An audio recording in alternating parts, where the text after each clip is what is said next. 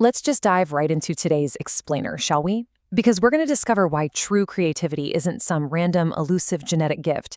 It's actually a highly structured, completely learnable science. If you've ever been stuck, just sitting there waiting for inspiration to strike, or if you've ever told yourself, I'm just not the creative type, well, you are absolutely going to love what we uncover today. So, is innovation just a random spark of genius?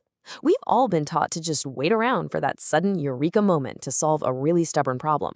But you know what? Let's look at why that assumption is fundamentally flawed.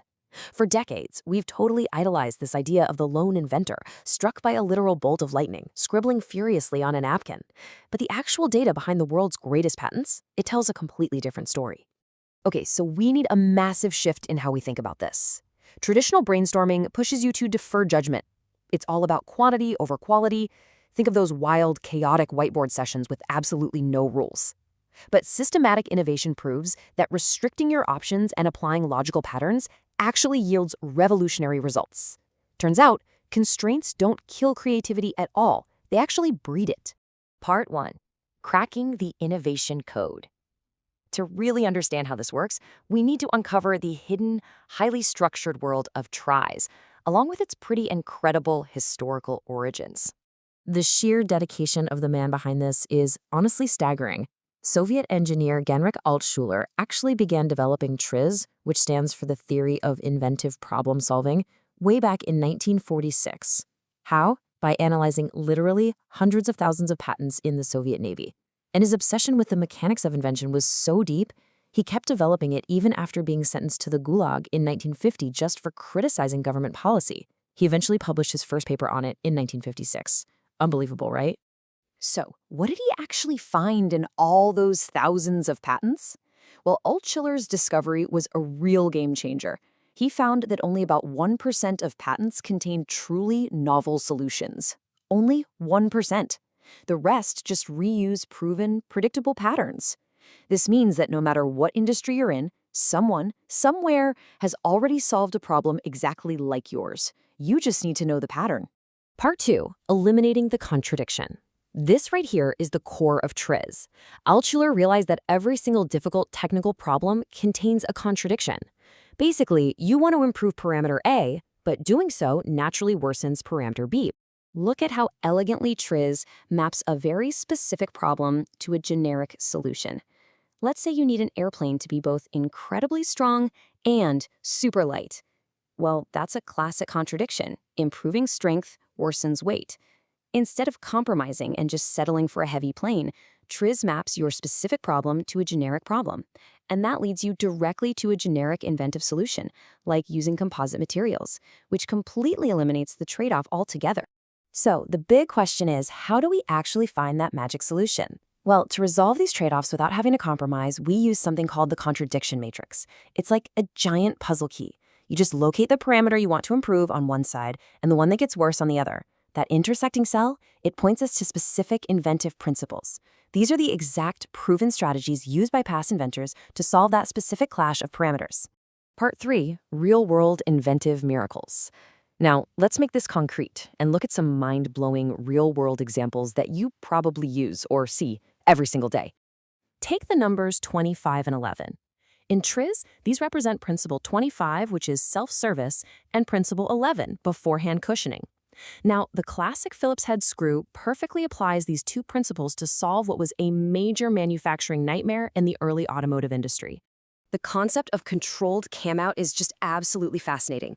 See, early assembly line workers kept stripping screws because traditional flatheads gave them zero torque control. So the Phillips screw was engineered with a specific taper. When the torque exceeds about 2 to 4 Newton meters, the screwdriver is literally forced to pop out. That means a screwdriver slipping out isn't some frustrating design flaw, it was a mathematically calculated feature. It was designed beforehand to let factory workers build cars way faster without stripping the parts. Another really amazing example is principle number 2, taking out. And this one is exactly what it sounds like. It simply tells us to remove the specific part of the system that's causing the problem in the first place. Think about this. How do you refrigerate food and medicine in remote, rural areas that don't have electricity? Well, by taking the electricity out of the equation entirely. Enter the Zerpot. By just putting wet sand between two clay pots, the latent heat of water vaporization cools the inner pot. This incredibly simple $2 clay pot cools food and life-saving vaccines by 15 to 20 degrees. That extends their storage life from just 2 days all the way to 20 days in rural Africa and Asia. Talk about a literal lifesaver. Okay, next up we have Principle 17. Move to another dimension. This principle tells us to move a system in 2 or 3-dimensional space. And it is beautifully, brilliantly demonstrated in the highly dynamic world of Olympic sports. Just think about the high jump. For years, athletes used to jump face down, which meant their entire center of mass had to clear the bar. That required a massive amount of physical force. But then came Dick Fosbury. By arching his back and going over the bar backward, he completely solved the contradiction of needing massive force.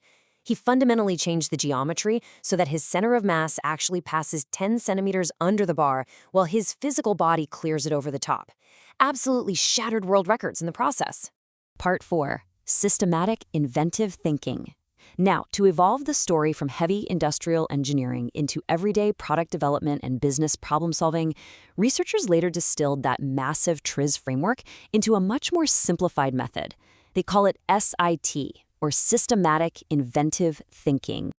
The absolute crucial point of SIT is a concept known as the closed world. Basically, this is a very strict constraint stipulating that you must utilize only the elements already existing in your product or its immediate environment. It's so ironic, right?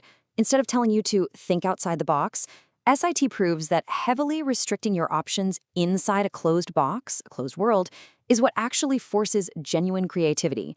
You are literally not allowed to import new expensive resources. So within this strictly closed world, SIT gives you these 5 highly structured thinking tools to manipulate the existing components and spark radical new ideas. You can subtract an essential component.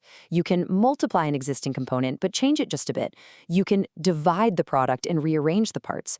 You can unify tasks by assigning a brand new job to an existing resource. Or you can create an attribute dependency between 2 elements that previously had absolutely no relationship to each other. Notice how this completely flips normal business logic on its head. Usually we go out, find a market need, and then try to invent a product to fill it, right?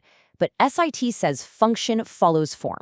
You manipulate the product first, using those 5 tools we just talked about, and then you discover the market needs second.